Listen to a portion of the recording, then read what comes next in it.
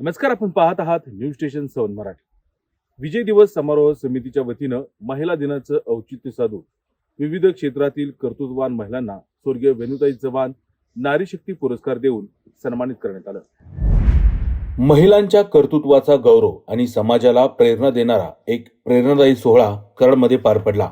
विजय दिवस समारोह समिती, छत्रपती शिवाजी उद्यान ग्रुप आणि सहयोगी संस्थांच्या वतीनं विविध क्षेत्रात उल्लेखनीय कामगिरी करणाऱ्या महिलांना स्वर्गीय वेणुताई चव्हाण नारी शक्ती पुरस्कार देऊन सन्मानित करण्यात आलं.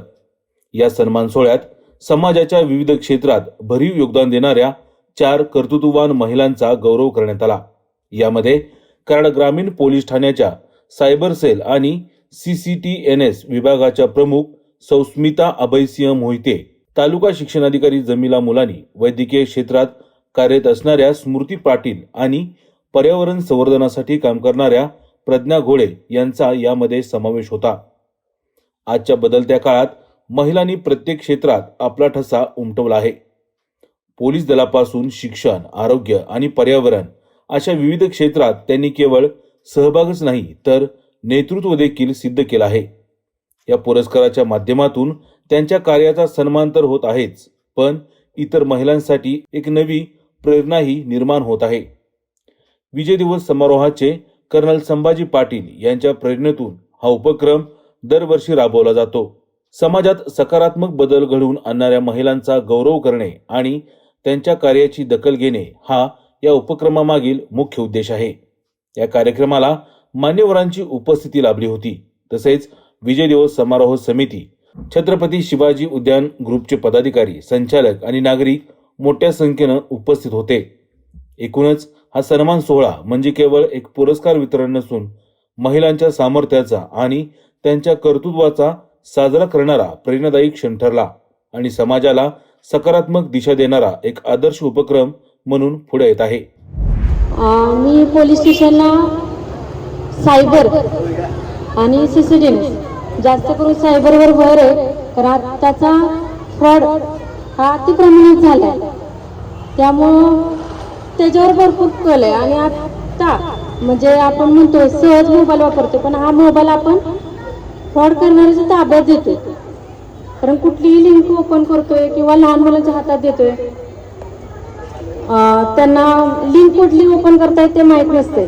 लिंक आपण ओपन करतो म्हणजे लहान मुलं करतात, पण ते आपल्याला माहीत नसते. आपल्या मोबाईलचा हॅक झालेला कळत नसतोय. त्यामुळं प्रथमतः म्हणजे गव्हर्नमेंटनीच ॲप काढलेलं आहे. ते ॲप प्रत्येकानं 2-3 दिवसानं स्कॅन करत राहावं. त्यात तुम्हाला तुमच्या मोबाईलमध्ये कुठली फ्रॉडची लिंक आली असेल तर ती समजून जाते.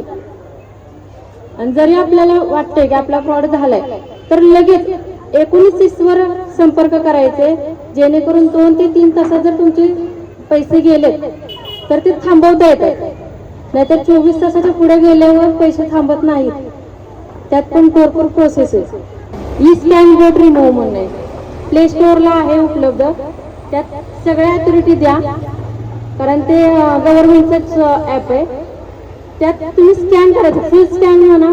तुमचं स्कॅनिंग मोबाईल झाल्यावर तुम्हाला फ्रॉड रिस्कच्या फायली ओपन होतात.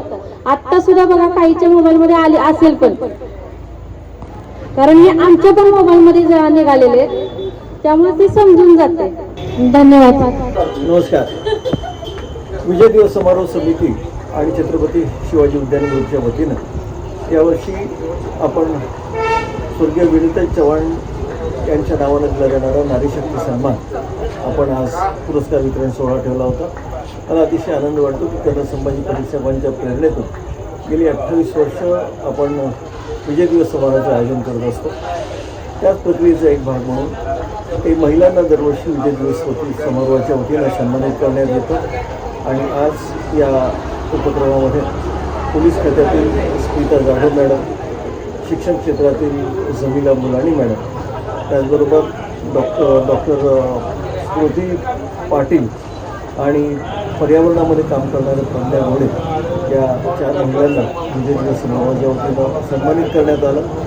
महिलांच्या कार्याचा गौरव व्हावा, त्याची प्रेरणा नव्या पिढीला जावी आणि त्याच स्फूर्ती घेऊन नव्या पिढीनं पुन्हा समाजकार्यामध्ये सहभागी व्हावं या उद्देशानं कर्नल संभाजी पाटील यांनी सुरू केलेल्या विजय दिवसच्या वतीनं आणि छत्रपती शिवाजी उद्यानगृहच्या संयुक्त विद्यमानं आज साजरा करण्यात आला. या प्रसंगी शेकडो नागरिक या बहुसंख्येनं माता भगिनी उपस्थित होते. त्यांच्या प्रती आणि शाळेच्या प्रती मी आवर्जून कृतज्ञता व्यक्त करतो.